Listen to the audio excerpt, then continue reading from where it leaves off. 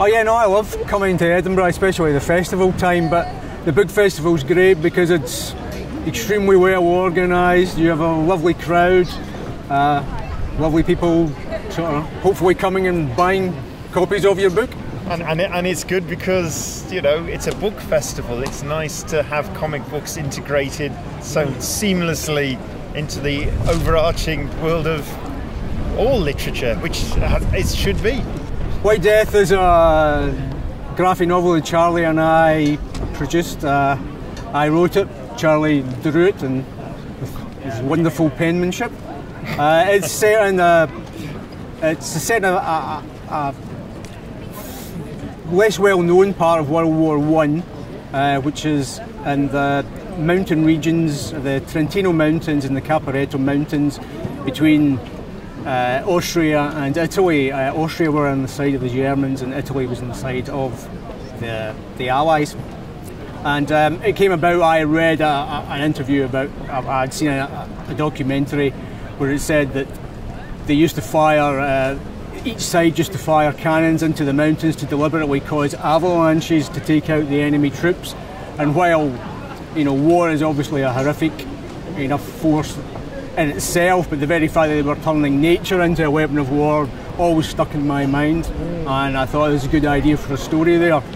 At which point Charlie came in and approached me about writing something set in World War I. Well, World War I at the time was just a vehicle in my head. I'd just come off the X-Files, and it's no secret it wasn't the world's best experience.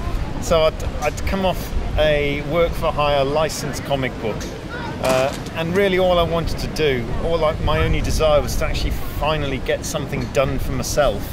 So I'd come up with this sort of concept of a style I wanted to draw something in. I had a bookend of the first 3 pages and the last 3 pages visually in my head, and I sort of thought it'd be quite nice visually to set it, or to suit the visuals that I had already in my head, was to set it in possibly a war, possibly World War I.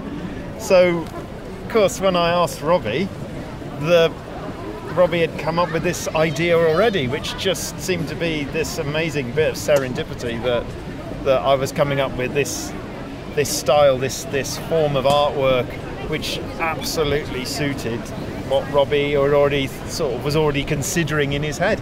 It's also great that it came out at the same time as the centenary of World War I, which I think maybe now is the right time for the book to come out, because in some ways when we first published it nearly 1998, amazingly. I think we were a little ahead of our time because the book market there wasn't a lot of graphic novels around, and that part of the market wasn't there. And now I think graphic novels, people keep telling me, are one of the biggest growth areas of the book sales these days. So hopefully now's the time. Yeah. Well, and when we did publish it, we self-published it initially. So, you know, self-publishing it, you're never going to get that many sales just by the fact that you haven't got the power of a big publisher behind you. It was reprinted a few years later down the line by an American publisher, but again, he was a small independent publisher. We sold a few more, but not exactly. We didn't set the world alight. I don't think we'll set the world alight again with this, but the difference is, I think this time we've got, you know, some major publishers or comic book publishers behind us. We've got Image in the States, we've got Delcourt in France publishing it. We've got some people that are really going to get behind the book and hopefully push it for us. And I'm not interested in sales per se. I mean, obviously the more books you sell, it's not so much about the money for this one. It's just more about getting the awareness that we do other stuff other than perhaps what we're more famous for. Yeah. And it's getting out there beyond that and showing that there is a market for stuff that's not, especially in the American market, not superheroes. Yeah, it's just comic book storytelling. You can tell any sort of story with it. I think quite often it gets lumped into the science fiction or the superhero genre, but a good story is a good story, and regardless of the medium it's told in.